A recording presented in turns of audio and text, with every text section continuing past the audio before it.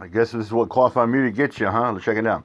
Jacksonville officers cleared of any wrongdoing in mistaken identity case.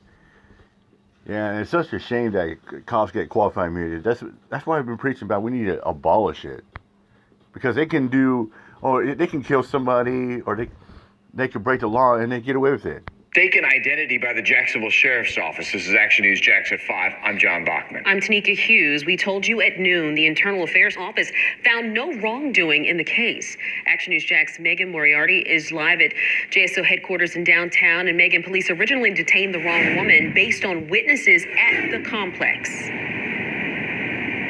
And Tanika and John, the 196-page report cleared these officers of any wrongdoing. This was an internal affairs investigation. The report said that the officers tried to speak with this woman, the one who was wrongfully detained, and it was a case of mistaken identity. She refused to identify herself, and she did match the description of the suspect that they were searching for. But while all this was happening, the suspect they were looking for was in the back of her apartment.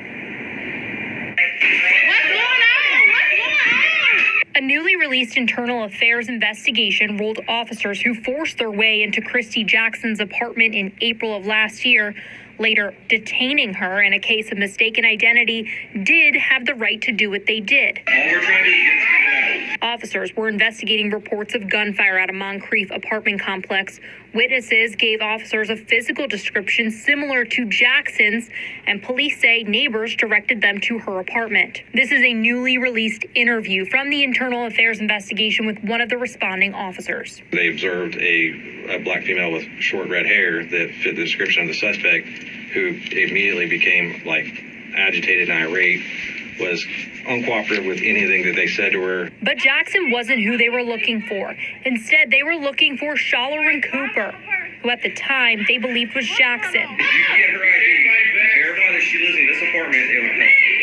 She lives here. The internal affairs report says Jackson refused to identify herself and was resisting officers. She doesn't have to identify herself. The problem is, clearly, there was an error, because it's not the right person. Our Action News Jack's law and safety expert Dale Carson says from Jackson's perspective, she felt harassed by police.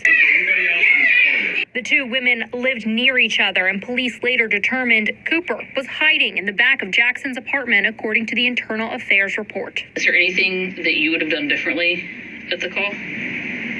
Not that I could think of. And again, all officers have been cleared on the allegations of improper action. Now, in this internal affairs report, it says that Cooper, the woman that they were looking for, told police that she was hiding in the back of Jackson's apartment while police were on scene. Now, I did try to go to Jackson's apartment today to get her side of the story and speak with her. It is private property, and the apartment complex would not allow us on. We did also try to call her, but we could not connect. For local coverage, you can